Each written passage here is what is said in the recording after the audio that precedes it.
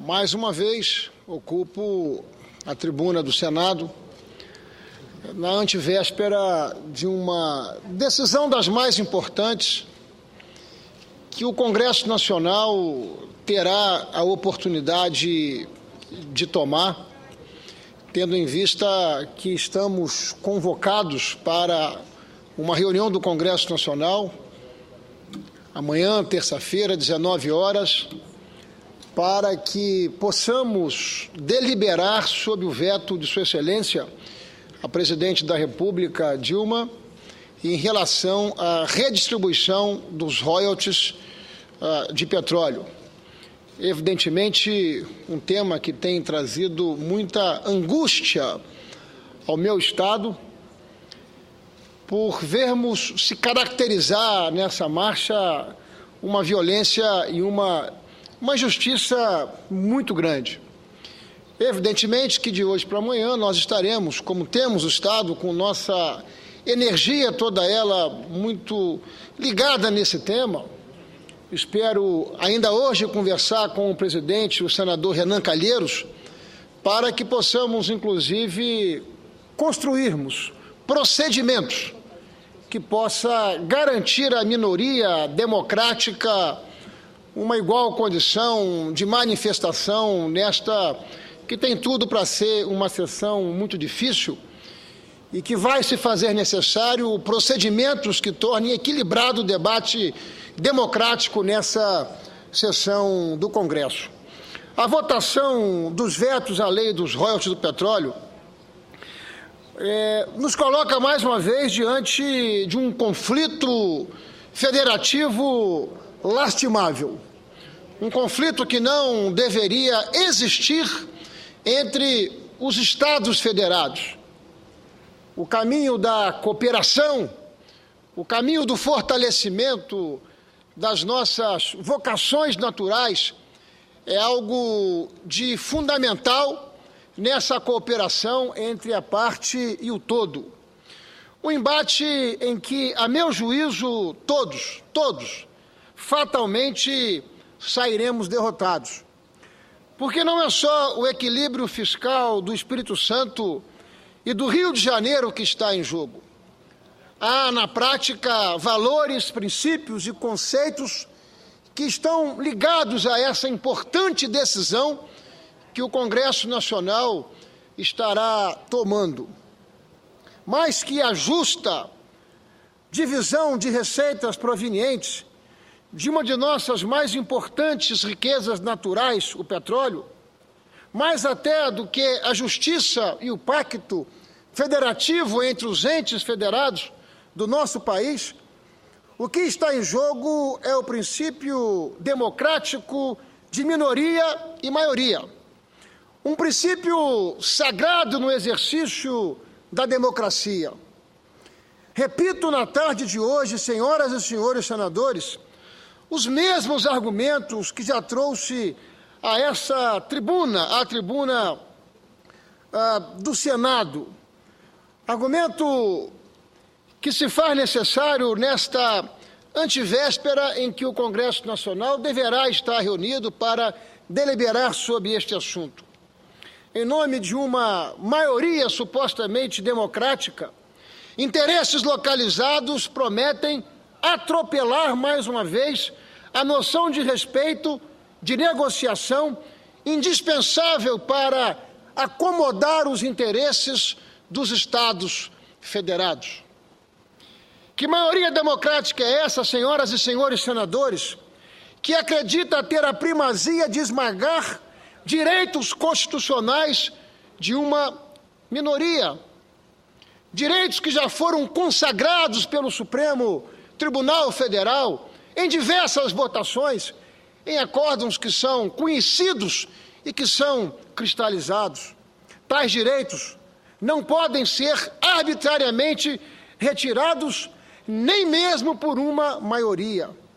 Seria o que ainda na antiguidade Platão denominou de democracia desvirtuada em A República, quando a maioria dita as regras sem o menor respeito às opiniões discordantes, sem qualquer noção de justiça ou de igualdade.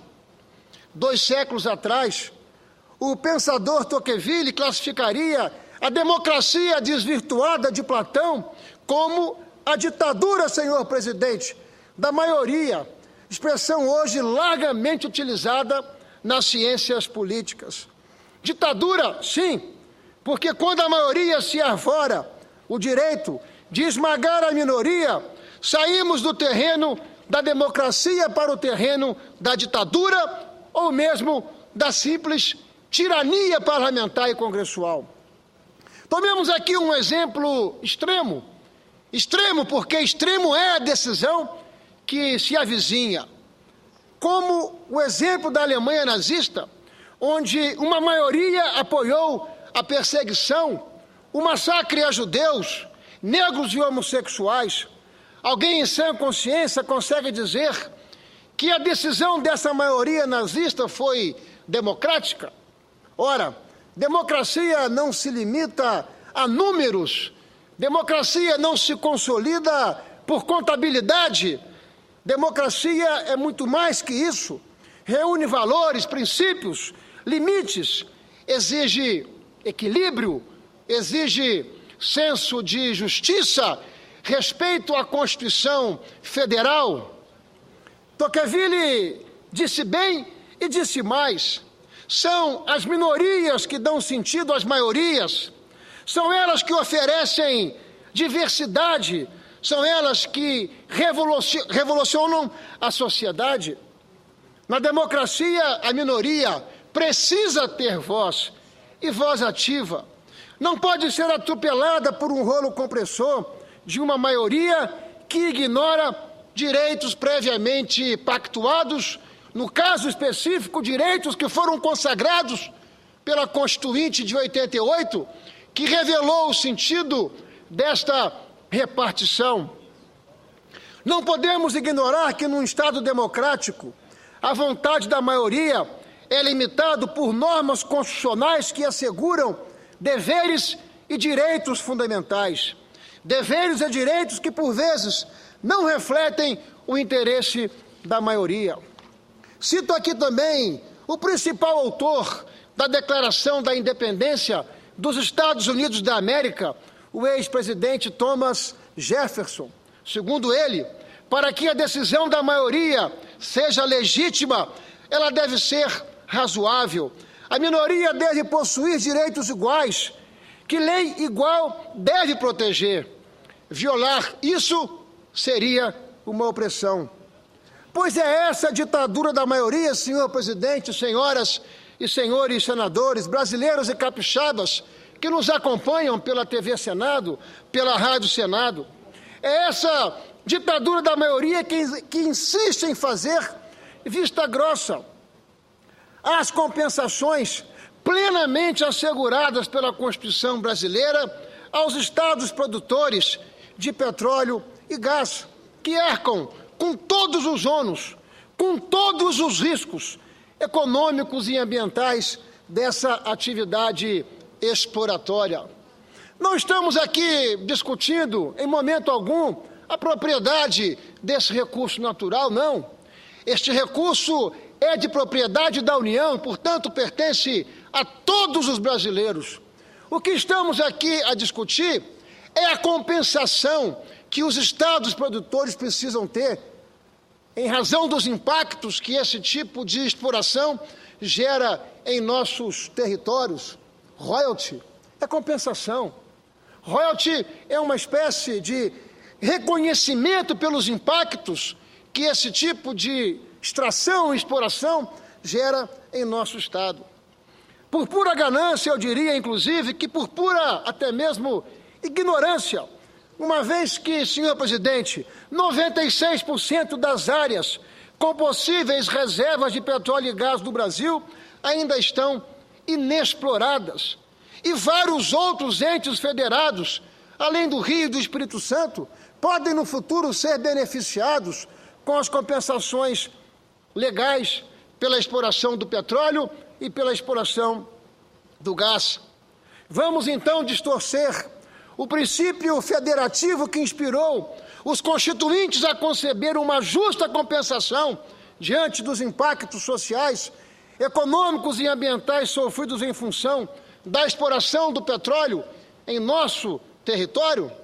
Senhoras e senhores senadores, foram inúmeras as vezes em que ocupei a tribuna para martelar o óbvio, como água mole em pedra dura.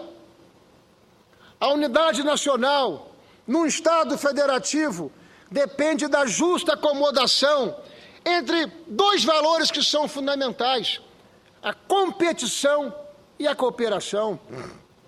Todos os entes da doutrina federativa, todos os nossos expoentes da doutrina do federalismo, entre eles Daniel Elazar, reforçam que a soberania compartilhada só se mantém ao longo do tempo com uma relação de equilíbrio entre a autonomia dos pactuantes e a sua interdependência.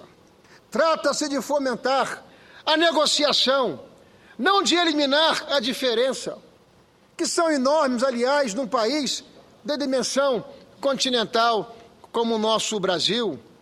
Não é de olho nos frutos do quintal do vizinho, não é desorganizando a economia dos estados produtores, não é rasgando a Constituição, enfim, nem criando uma situação insustentável de insegurança jurídica que vamos reduzir as nossas desigualdades regionais. Muito pelo contrário, senhor presidente, é cultivando os frutos do próprio quintal, é respeitando e valorizando a vocação, o potencial de cada ente federado. Caminhando para o encerramento das minhas palavras, senhor presidente, apelando uma vez mais para que o bom senso, para que a lucidez política, para que o espírito federativo de cada um dos senhoras e senhores senadores possa se fazer presente nessa hora derradeira. O petróleo, como afirmei aqui e reforço, o petróleo é uma riqueza que pertence, sem dúvida alguma, a todos os brasileiros, mas cujo ônus pela exploração recai apenas sobre alguns estados produtores. Em outras palavras, royalty não é privilégio, royalty é compensação. Não vamos fazer desse imenso patrimônio natural, senhoras e senhores senadores, senhoras e senhores congressistas, motivo para o rompimento de nosso pacto federativo, muito menos para o esgarçamento de nossas relações, que precisam estar sustentadas, é verdade, pela competição, mas não apenas pela competição, também pela necessária colaboração e pela cooperação. Não podemos aceitar que a democracia com que tanto sonhamos e que tanto lutamos para conquistar seja, enfim, desvirtuada por pura ambição, nisso que eu estou chamando e asseverando de uma ditadura da maioria. Ainda há tempo.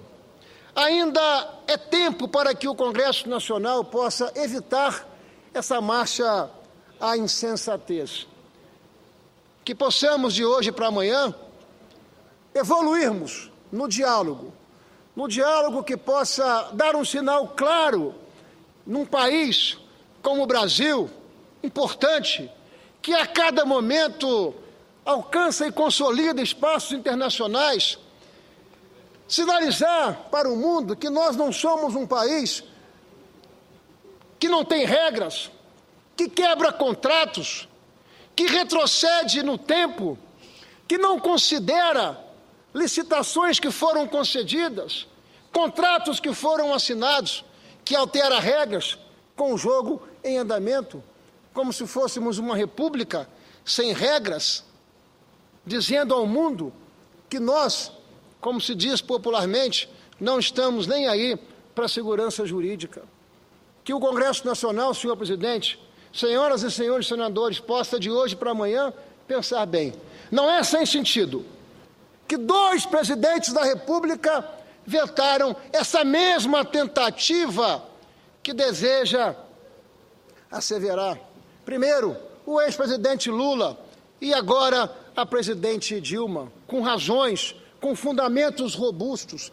Ainda assim, não pode o Congresso Nacional deixar de considerar todos esses argumentos e atropelar por uma circunstância de uma maioria que se forja atropelando um direito sagrado que foi cristalizado por direito e que foi cristalizado por vontade do Constituinte de 1988, que, aliás, consolida aquilo que em nosso país existe desde 1953, quando a Petrobras foi fundada. De lá para cá, essa tem sido a regra: beneficiar, compensar estados produtores pelos impactos ambientais, pelas demandas e pelas políticas públicas e pelos investimentos que os estados produtores precisam fazer para compensar os impactos. Nos parece que, em meio a 3.060 vetos, há 13 anos o Congresso Nacional, não deliberando sob veto, de forma casuística, escolhe este veto para que nós possamos atropelar, para que nós possamos violentar os nossos estados, que são os estados produtores. Hoje, os nossos estados, o estado do Rio de Janeiro e do Espírito Santo, juntos, respondem de forma hegemônica pela produção brasileira de petróleo. Mas nós estamos na antevéspera de uma nova rodada de leilões, em que diversos estados do Nordeste, como Bahia, como Piauí, como Sergipe, como Maranhão, poderão estar aquinhoados, como Amazonas, pela produção do petróleo. E aí esses estados, que amanhã serão produtores, que amanhã serão grandes produtores, porque esse é um potencial ainda adormecido em nosso país, ainda que já sejamos um player global na produção do petróleo. Hoje nós somos minoria, mas amanhã qualquer um dos estados que vossas excelências representam aqui no Senado e na Câmara poderão ser essa mesma minoria, e não há que se mudar a regra por uma circunstância conjuntural. É a manifestação, senhor presidente, senhoras e senhores senadores, que faço nessa tarde, apelando e tentando sensibilizar a todos para a necessidade de nós mantermos a reputação do Congresso Nacional, porque somos nós que forjamos e que fazemos as leis, e nós não podemos, à luz de uma circunstância conjuntural, rasgar essas mesmas leis, passando, enfim, por cima delas, como se elas não existissem. É o apelo que faço aqui, senhor presidente, porque o meu estado, e tenho certeza que também o estado do Rio de Janeiro, passa por muita angústia nesse momento. A angústia de saber que poderemos ter subtraído dos nossos orçamentos, dos nossos planos plurianuais, recursos que serão de fundamental importância para que nós possamos manter o ritmo de organização e de investimento em nossos estados. Ainda é tempo. Ainda há tempo para que o Congresso Nacional possa impedir essa marcha contra a insensatez. Muito obrigado, senhor presidente. Muito obrigado, senhoras e senhores.